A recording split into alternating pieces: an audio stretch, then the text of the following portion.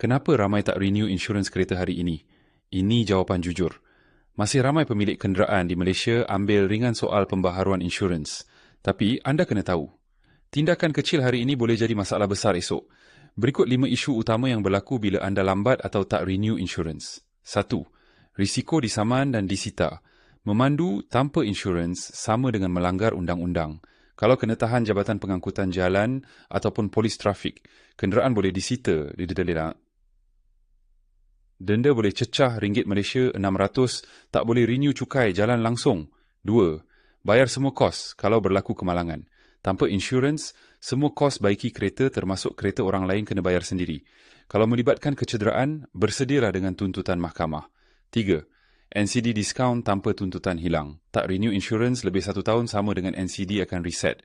Rugi besar kalau sebelum ini dah dapat 55% diskaun. 4. Cukai jalan mati sama dengan masalah berlapis. Kalau insurans dan cukai jalan mati lebih 12 bulan, kena buat pemeriksaan Puspakom, proses pembaharuan lebih leceh dan lambat. 5.